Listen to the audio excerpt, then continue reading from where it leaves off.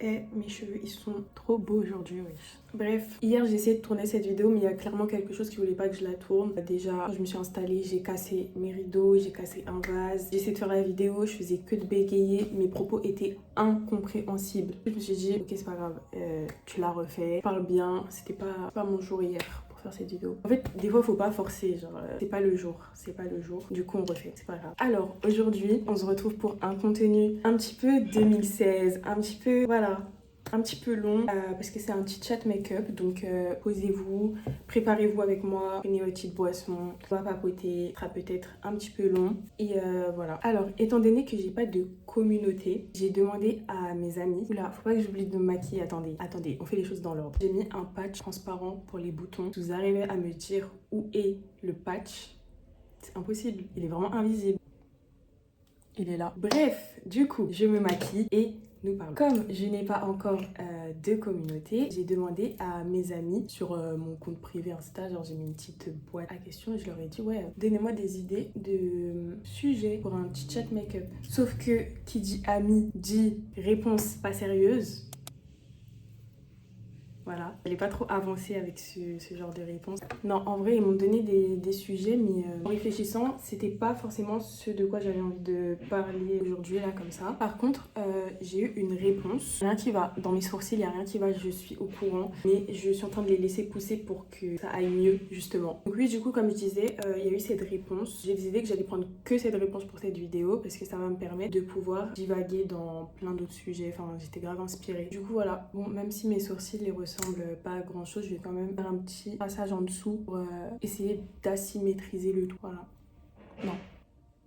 De symétriser le tout. Bon, je sais même pas si ça se dit, mais vous avez compris. Alors, qu'est-ce qui m'a motivée à me lancer? Quand elle dit me lancer, on parle de YouTube, ok? On parle de YouTube. Alors, c'est hyper simple, mais en gros, j'ai vu une vidéo qui m'a vraiment donné un déclic. Et là, je me rends compte que j'ai mis le mauvais anti-cerne, pas cette teinte. Bon, je vais sûrement ressembler à un clown à la lumière du jour tout à l'heure parce que là, je suis en train de me maquiller dans la lumière artificielle. De base, je fais pas ça. De base, je me maquille toujours à ma fenêtre, mais bon, étant donné que j'ai cassé mes rideaux, enfin, vis-à-vis tout ça, puis même pour la vidéo, c'était pas cool d'avoir une lumière ici. Enfin, bref. Du coup, j'ai regardé une vidéo qui était tombée dans mes recommandations sur YouTube. Déclic, genre déclic total. De toute façon, je vous mets la vidéo parce que j'ai oublié le nom du youtubeur. Mais en gros, dans sa vidéo, il évoquait un concept psychologique qui est la dissonance cognitive. Je vais vous expliquer pourquoi en fait d'apprendre l'existence de ce concept, ça m'a mis un déclic. Donc en gros, déjà pour faire simple, la dissonance cognitive, c'est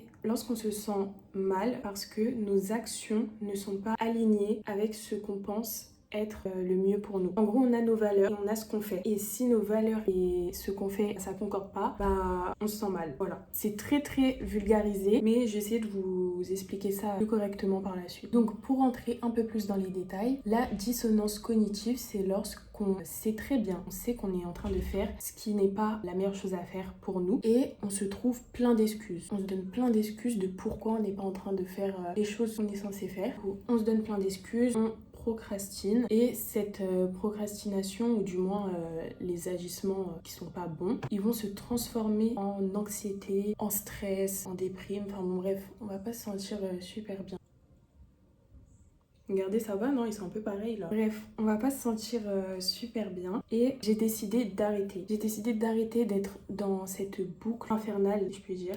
Parce que oui, c'était une boucle infernale en fait. Donc là, je viens... En fait, je sais pas si je suis censée vous expliquer ce que je fais. Vous voyez? Vous voyez ce que je fais? Non. Voilà. J'ai décidé d'arrêter cette boucle infernale en postant une vidéo sur YouTube. Quand je parle d'arrêter cette boucle, enfin pour ma part, c'est lié au fait que j'ai un énorme défaut, c'est limite un toc, mais en gros j'ai un problème avec la perfection. Je suis mais trop perfectionniste, ça en devient chiant parce que c'est pas de la bonne perfection que j'ai. Je vais vous donner un exemple, vous allez comprendre pourquoi c'est pas de la bonne perfection comme on pourrait l'entendre. Moi par exemple, quand je fais des fiches de révision, je prends ma fiche Bristol, j'écris le titre et si par exemple la première lettre du titre ne me convient pas, c'est mort, je vais pas continuer sur cette fiche. La fiche elle va devenir un brouillon ou je vais la jeter si j'ai déjà beaucoup écrit dessus. Mais en gros c'est ça, c'est un peu ça. Même dans mes cahiers par exemple, quand j'écris quelque chose, si la première lettre ou même le deuxième paragraphe, j'aime pas l'écriture, j'aime pas comment j'ai écrit, j'arrache la feuille, poubelle, je recommence parce qu'en fait pour moi, je peux pas, si la base, si le tout premier truc n'est pas correctement fait, n'est pas parfait comme je le veux, je peux pas continuer sur cette base qui n'est pas parfaite, parce que si je continue sur cette base, tout le reste sera cracra, tout le reste sera éclaté, nul, 0 sur 20. Or, c'est totalement faux et c'est pas bien de penser comme ça, parce que bah ça veut rien dire en fait. Si je rate la première lettre de mon titre, ça veut pas dire que le reste de ma fiche sera inutile. En fait, c'est tellement un comportement irrationnel, dans le sens où c'est pas du tout nécessaire de réagir comme ça. Bon bref, c'était pour l'exemple des fiches Bristol, mais ça c'est un truc, c'est un peu dans tous les aspects de ma vie entre guillemets. C'est comme si je ressentais le besoin de tout le temps tout contrôler à la perfection, et c'est un petit peu chiant, un petit peu handicapant entre guillemets, des fois. Du coup, c'est ce comportement de perfectionniste qui du coup devient un défaut, qui me faisait stagner en fait dans cette boucle, dans ce cycle, et qui du coup crée de la dissonance cognitive entre mes actions et ce que je pensais être bien, parce que je ne postais pas sur YouTube. Du coup, ce que je pensais être bien, c'est poster sur YouTube, et ce que je faisais, c'était de ne pas poster sur YouTube. Donc, mes actions, le fait de ne pas poster sur YouTube et ce que je pensais qui était bon pour moi poster sur YouTube, elles n'étaient pas du tout alignées, je faisais pas du tout ce à quoi j'aspirais. Non, je sais pas, c'est quoi le mot? Mais bon bref, j'étais en pleine contradiction avec moi.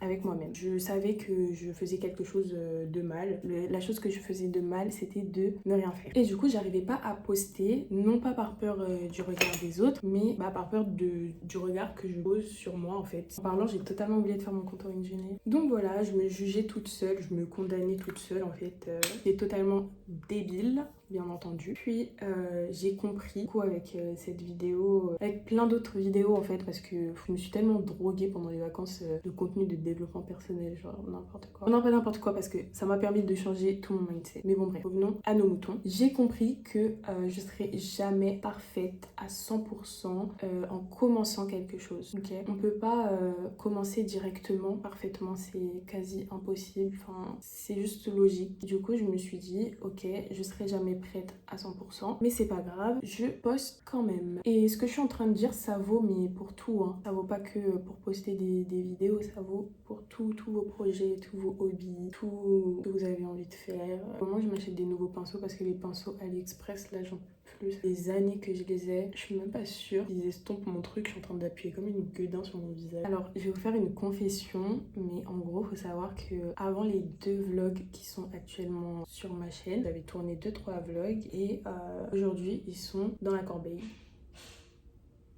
Ils sont dans la corbeille. Et tout ça parce que je les ai grave jugés. J'ai grave usé, n'importe quoi. J'ai grave jugé ces vidéos et du coup elles ont jamais vu la lumière. J'étais trop méchante avec moi-même en fait. Anyway, tout ça pour vous dire que si vous avez des envies de tester des nouvelles choses, de démarrer quelque chose, si vous voulez pas le faire parce que vous vous dites que vous allez pas y arriver ou que ça va être nul, toutes ces choses tellement débiles en fait, dites-vous que c'est totalement normal de commencer quelque part et c'est normal qu'au début ce soit pas parfait parce que tu seras jamais prêt à commencer que tu as à faire en fait au final. C'est après qu'on devient prêt. C'est quand on est dedans qu'on est prêt à faire ce qu'on est en train de faire en fait. Tu vas pas devenir un grand artiste peintre en n'utilisant jamais de gomme, en n'ayant jamais raté ton premier dessin parce que je sais pas moi, tu vas jamais faire des portraits de ouf si t'as pas appris les proportions d'un visage, si t'as pas appris à proportionner les choses. En fait, tu vas jamais atteindre un certain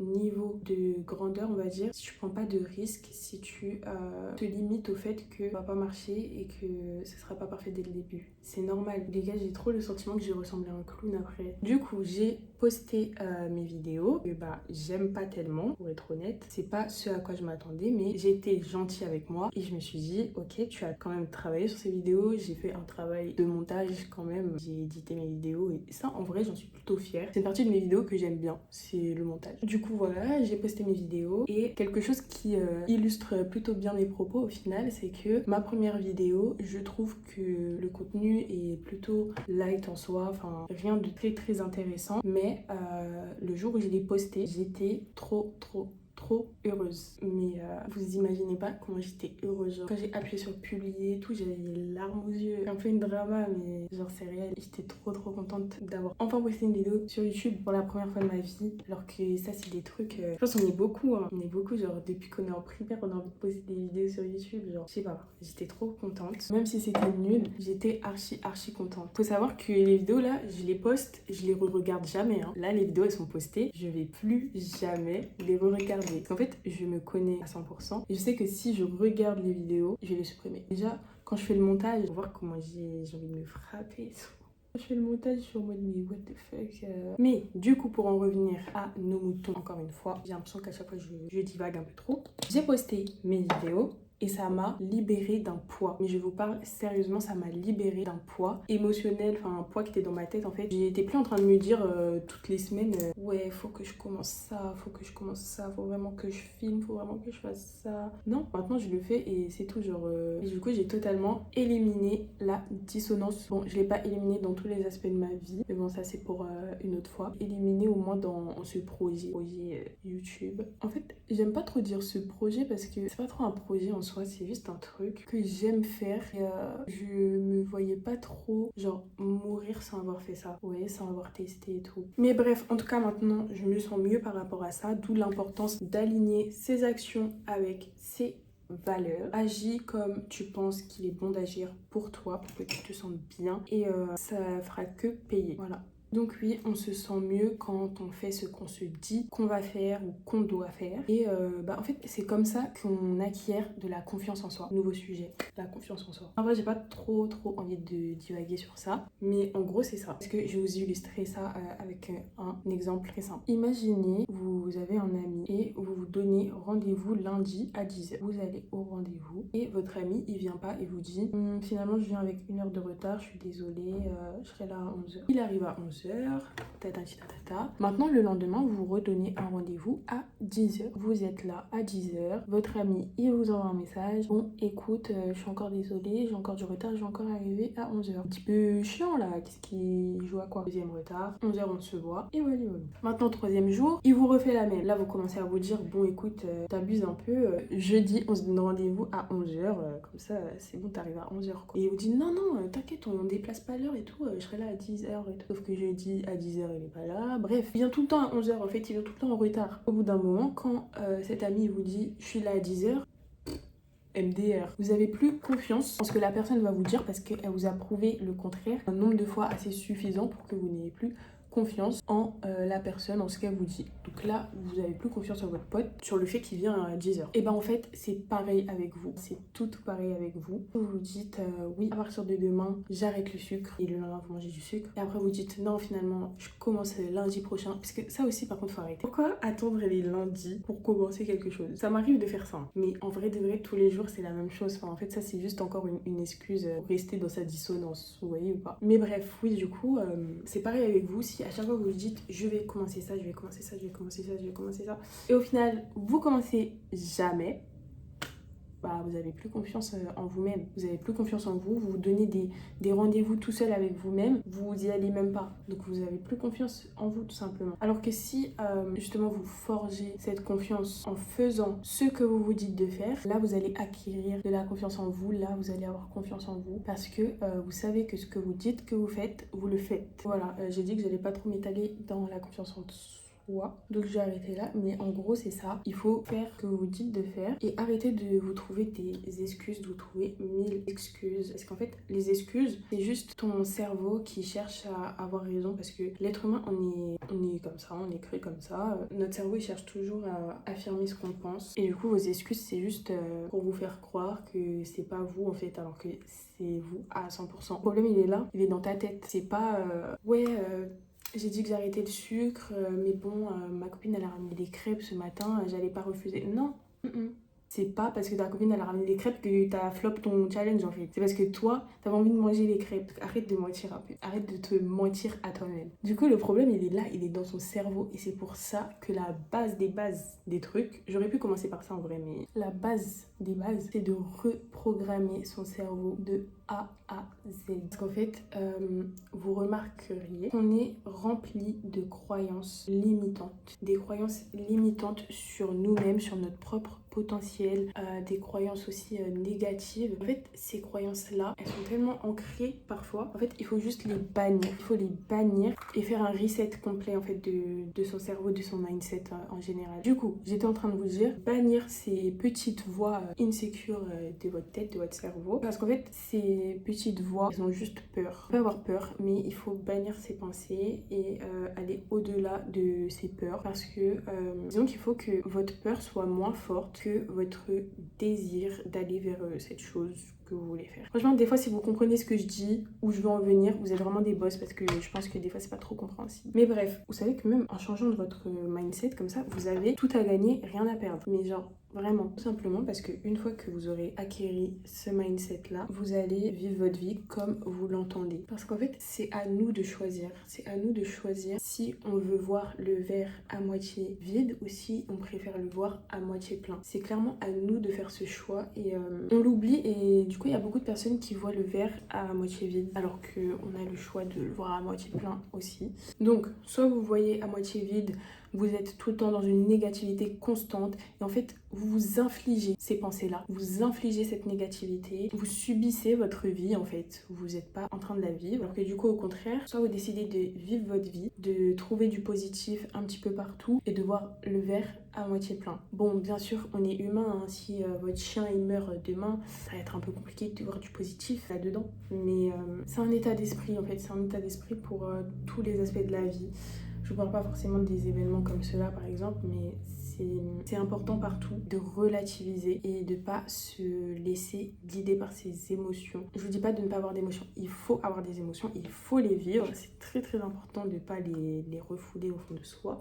Mais il ne faut pas que ces émotions-là, elles guident votre vie en fait au final. Et en fait pour moi, une fois que tu arrives à faire ça, une fois que tu arrives à relativiser partout, à trouver un petit peu du bon et à pas subir ta vie. À partir de là, t'es trop la bosse en fait. Trop la bosse, t'es trop la bosse, c'est genre, je sais pas, il y a pas d'autre mot genre. Parce qu'en fait, je vous promets, vous avez pas envie de vous retrouver à 80 ans et de vous dire j'aurais dû faire ça, j'aurais pu faire ça. En fait, c'est maintenant ou jamais. J'espère que je n'ai pas mis un CP, mais c'est maintenant ou jamais. Je sais pas qu'est-ce que vous attendez. Arrêtez d'attendre. En fait, parler en même temps, ça me perd dans mon make-up là, je sais pas, j'en suis où. J'ai l'impression d'avoir grillé des étapes. Ok. En fait, comme dirait Big Flo et Oli, vaut mieux vivre avec des remords qu'avec des regrets. Voilà. Parce que c'est une bonne phrase pour résumer tout ce que j'ai dit.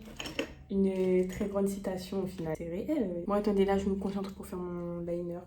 N'oubliez jamais le mascara en dessous. Ça change tout votre make-up. Croyez-moi. Ça change tout. Ça change tout. Et après, on va mettre le crayon noir dans la muqueuse. Et là, ça va être magnifique. J'aime trop cette étape en fait. Je vais faire la troisième étape maintenant. En fait, il y a un truc qu'il ne faut pas que vous négligez. Quand vous maquillez et que vous avez des grains de beauté assez visibles sur votre visage, nettoyez-les. Par pitié, ne les laissez pas recouverts de fond de teint ou d'anti-cerne ou je ne sais quoi. Là, vous voyez, j'enlève celui-là et celui-là. Donc, ouais, pour reprendre la question du début, ce qui m'a motivée, c'est d'être acteur de ma propre vie. Les gars, moi, je fais l'highlighter après le spray fixateur. Parce que je trouve que le spray fixateur, des fois, il fait un peu disparaître l'highlight.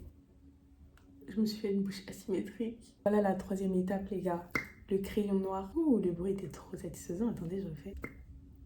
Était un peu moins fort. Donc voilà, moi je vous conseille de vivre votre vie en vous disant ça j'ai essayé, j'aime pas, ça j'ai essayé, c'était bien, mais voilà, après j'ai essayé ça c'était mieux, ça j'ai essayé, ça a flop. Parce que oui, les trucs peuvent flop, ok? Depuis tout à l'heure je vous dis ouais, lancez-vous, faites ça, faites ça, faites ça. Ça peut flop, hein, c'est pas grave, c'est ok de flop. Genre je vous jure, faut être en paix avec l'option flop. Voilà, faut être en paix avec ça, je vous jure. Ça peut flop, mais au moins t'as essayé. Et puis, vous savez, des fois, l'échec, c'est nécessaire à la réussite. C'est un peu condition limite sine qua non à la réussite. Si vous échouez, ne voyez pas ça comme une fatalité. Comme je vous ai dit tout à l'heure, voyez le verre à moitié plein. C'est pas une fatalité d'échouer quelque part. Pas grave. On se relève, on réessaye, on fait un autre truc ou on fait le même truc mais en mieux, on essaye de s'améliorer. Enfin voilà, il y a toujours des options et c'est normal d'être déçu. Déçu de soi quand on échoue, mais ok. Autorise-toi à être déçu genre 2 minutes et après ça y est, tu te remets sur les chapeaux de roue. Ça se dit ça? On dit les chapeaux de roue? Wow, je sais pas. Mais bon bref, vous avez compris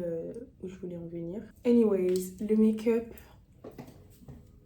est terminée. En tout cas, j'espère que ma vidéo elle vous aura plu. J'espère que ça vous aura donné un petit coup de boost. J'espère vous avoir aidé. Et si c'est le cas, en vrai, faites-le moi savoir. Commentaire, DM, Insta. Voilà, abonnez-vous d'ailleurs, TikTok, Insta.